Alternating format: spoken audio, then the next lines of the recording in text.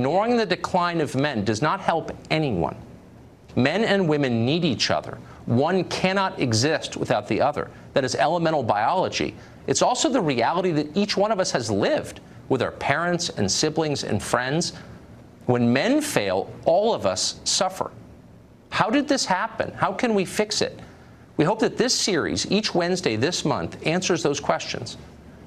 Bernt Peterson is a professor at the University of Toronto. He's written a lot about the decline of modern men. We spoke to him recently.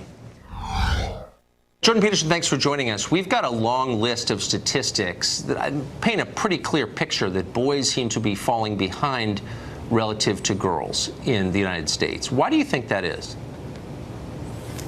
I think that that's partly a consequence of directed policy.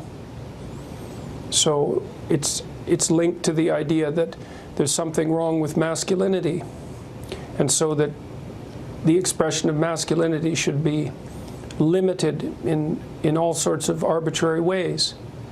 The fact that kids can't really play at schools anymore is a manifestation of that. The fact that male behavior is often diagnosed as attention deficit disordered, for example, is a manifestation of that. The elimination of competition as a valid form of human interaction, and the failure to recognize that competitive sports, for example, are deeply cooperative in their fundamental nature, as long as everyone is playing by the rules, obviously. So there's that's a large part of it. So you're saying that there is an organized, not always explicit, but still organized attempt to de-emphasize masculinity or to punish masculinity. Why? Because it's easy to mistake masculine competence for the tyranny that hypothetically drives the patriarchy. It's part of an ideological worldview that sees the entire history of mankind as the oppression of women by men, which is a dreadful way of looking at the world, a very pathological way of looking at the world. It's not like men and women always get along any more than men and men get along, or women and women for that matter. But fundamentally, human history is a cooperative enterprise, and men and women have lifted themselves out of the mire over millennia in their cooperative endeavor. And to describe that as centuries of the oppression of women by men is an absolutely reprehensible ideological rewrite of history. And it's what's taught in the humanities and in much of the social sciences at universities, and increasingly in the public education system. It's taken as an unassailable fact. And you're saying that this has bad consequences for the development of boys? Well, how could you feel good about that?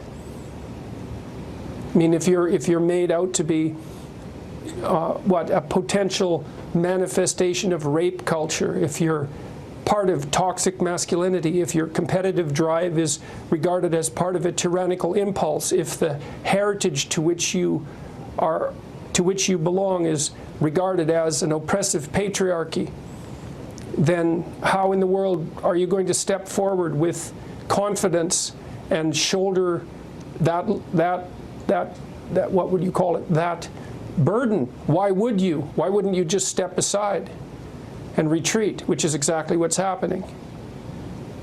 But if men are so aggressive and bent on domination, on establishing a patriarchy, why have they stepped back and allowed this to happen?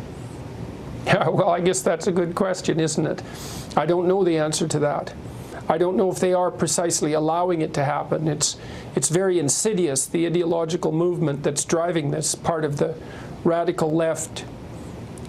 Part of the radical left, I would say, is it's a very insidious movement. It's not an easy thing to resist, and a lot of it occurs, well, for example, it occurs in the school system increasingly.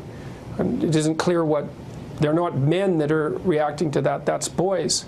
It's not clear what they're supposed to do about it. So if you were to fight an ideological battle. It is hard. And finally, if you were to give parents of boys one piece of advice for how, in their small way, they can fight against this trend for the sake of their own boys, what would it be? Well, I would say, first of all, encourage them. and I mean that most deeply, is that to encourage someone is to instill courage in them, to support their courage.